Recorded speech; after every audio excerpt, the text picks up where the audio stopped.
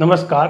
आज अपन बात करेंगे कैप्सूल एंडोस्कोपी क्या होता है, किन पेशेंट के अंदर कैप्सूल एंडोस्कोपी करने को अपन परमिशन देंगे या उसके अंदर अपन यूज या इंडिकेशन समझेंगे, किस तरीके से कैप्सूल एंडोस्कोपी काम करती है, क्या कैप्सूल एंडोस्कोपी है, साथ में किन पेशेंट्स को कैप्सूल एंडोस्कोपी करना एक कॉन्ट्रा इंडिकेशन हो सकता है और किन पेशेंट्स के अंदर जो है वो एक गोल्ड स्टैंडर्ड टेस्ट साबित हो सकता है। तो ये पूरी जो जानकारी है कैप्सूल एंडोस्कोपी के बारे में ये अपन हासिल करने जा रहे हैं। सबसे पहले इस बात का आपको ख्याल होना चाहिए, ये एक एडवांस टेस्ट है। जो भी एडवांस टेस्ट होते हैं, एम्स उस एग्जाम के अंदर क्वेश्चंस को डालता है। हर जो लेटेस्ट एग्जाम आते हैं उसके अंदर इसका प्रेफरेंस दिया जाता है और अपने एक नॉलेज को, एक नया नॉलेज देने में भी इसकी बहुत ज्यादा रोल रह जाती है। तो ये एक छोटा सा कैप्सूल्स होता है। जैसे अपन एंडोस्कोपी करते हैं, कई मरीजों को एंडोस्कोपी करने के लिए अपन मुंह से अंदर ट्यूब डालते हैं, तो उसमें पेशेंट को अनस्थीसिया दिया जाता है, सेडेशंस की जरूरत होती है। तो ऐसे कैप्सूल एंडोस्कोपी के अंदर जो है वो सेडेशंस करने की जरूरत नहीं है, पेशेंट को बेहोश करने की जरूरत नहीं है और ज्यादा पेशेंट के अंदर कुछ कॉम्प्लिकेशंस हो रहे हैं तो उस पेशेंट के अंदर भी अपन कैप्सूल एंडोस्कोपी कर सकते हैं। ये एक छोटा सा कैप्सूल होता है, इस कैप्सूल को निगलना होता है पानी के साथ।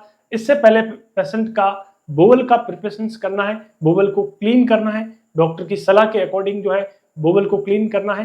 हॉस्पिटल के अंदर जो अंडर सुपरविजन के अंदर जो है इस टेस्ट को अपन को करना है। ये छोटा सा जो कैप्सूल है इसको अपन निकलेंगे, इसका साइज जो है 26x11 mm यानी 2 to 3 सेंटीमीटर जो है वो इसका साइज है। पानी के साथ अपन इसको निगलेंगे। इसके अंदर एक सिस्टम होता है, बैटरी होती है, उस बैटरी का जो बैकअप है वो 8 आवर्स तक जो है बैटरी का बैकअप है। इस तरीके की इसके अंदर स्ट्रक्चर होती है। सबसे आगे जो है वो एक कांच का, जैसे अपने कैमरे के आगे जो मिरर लगा हुआ है और उसके अंदर जो है वो एलईडी लाइट है। एलईडी लाइट के साथ के अंदर जो है वो कैमरा लेंस है, कैमरा है, कैमरा के साथ के अंदर जो ट्रांसड्यूसर है और इसके साथ में जो बैटरी जो है वो अटैच रहती है। तो इस तरीके का एक छोटा सा जो है वो एक कैप्सूल है। ये कैप्सूल जो है उसके अंदर 8 आवर्स बैटरी का बैकअप है। ये टोटल अपने जीए सिस्टम का 50,000 जो है वो इमेजेज को क्लिक कर सकता है और 8 आवर्स का जो टेस्ट है उस टेस्ट के दौरान जो है इतनी इमेजेज जो है वो क्लिक करेगा, देखेगा। ये जो टेस्ट अपन करने जा रहे हैं ये उन पेशेंट्स के अंदर जो टेस्ट करते हैं जिनको एंडोस्कोपी अपने की है। एंडोस्कोपी के अंदर जो डायग्नोसिस है वो अपन करेक्ट नहीं कर पाए, कहीं ना कहीं प्रॉब्लम जो है वो पेशेंट की अभी भी बनी हुई है और उस जड़ तक जो है वो अपन नहीं पहुंच पाए। जैसे कोई इन्फ्लेमेटरी बोवल सिंड्रोम है, कॉन्स डिजीज है या अंदर से कोई ब्लीडिंग हो रही है, ऑकल्ट जीआई जो ब्लीडिंग हो रहा है, ऐसे पेशेंट के अंदर जो है वो इस कैप्सूल एंडोस्कोपी करने का एक बहुत बड़ा, अपन एक तरीके से कह सकते हैं इन पेशेंट के अंदर गोल्ड स्टैंडर्ड जो ये टेस्ट रहने वाला है। तो ये टेस्ट अंदर अपन को सटीक जानकारी बताएगा और इसके पीछे जो बार ट्रांसड्यूसर और एंटीना से ये कनेक्ट होगा और उस कंप्यूटराइज सिस्टम को इमेजेज भेजेगा। जैसे अपना सैटेलाइट कैसे इमेज भेजता है और किस तरीके से वो काम करता है, उसी तरीके से ये अंदर का इमेजेज बाहर भेजेगा और उस सिस्टम में इस इमेजेज को, वीडियो को और अभी उसकी क्या लोकेशंस है उस लोकेशंस को भी अपन जो है वो ट्रैक कर सकते हैं। इसके साथ में इस प्रोसीजर के दौरान बीच में कोई ब्लीडिंग हो रहा है तो अपन इस प्रोसीजर को विथ होल्ड कर सकते हैं, इसको अंडर दी सुपरविजन रख सकते हैं। तो ये एक पूरा टोटल जो 8 घंटे का ड्यूरेशन होता है उस ड्यूरेशन के अंदर जो है वो 3D जो डायमेंशंस है और सटीक जो छोटी छोटी वेसल्स है। हर एक इंटेस्टाइन इतनी लंबी ट्यूब्स होती है। ये जो ट्यूब्स होती हैं, जब ये ट्यूब अंदर खाना नहीं होता है, अंदर कुछ भी लोडेड नहीं होती तो ये कोलैप्स हो जाती है।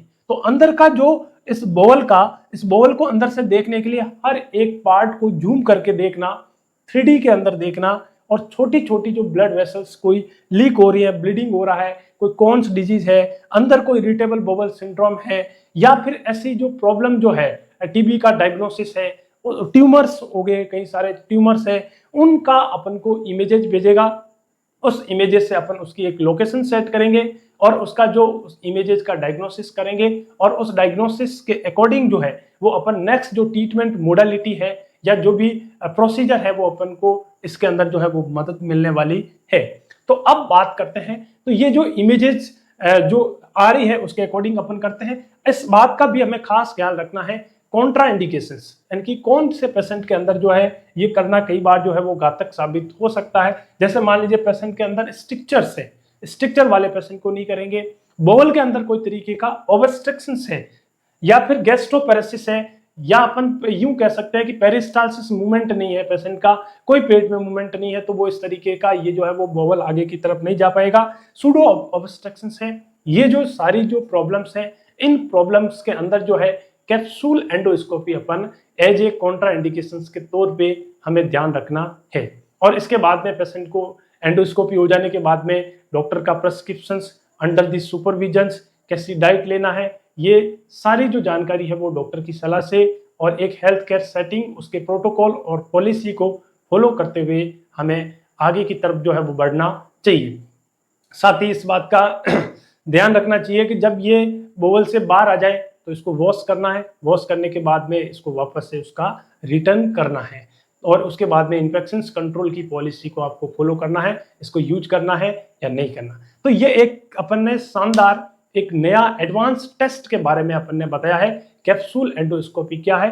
तो यदि आपने कैप्सूल एंडोस्कोपी के बारे में फर्स्ट टाइम सुना है तो आपके लिए गुड न्यूज है, या फिर आप कहीं हॉस्पिटल के अंदर काम कर रहे हो, आपने कई बार ऐसे पेशेंट की कैप्सूल एंडोस्कोपी की है, तो आप भी कमेंट कीजिएगा और अपना ओपिनियंस या इस तरीके का आपका जो फीडबैक है वो आप सेंड कर सकते हो। आई होप सो आपके नॉलेज के अंदर इंक्रीमेंट हुआ होगा। यदि आपके नॉलेज में इंक्रीमेंट हुआ है तो लाइक, शेयर, सब्सक्राइब कीजिएगा। बहुत बहुत धन्यवाद।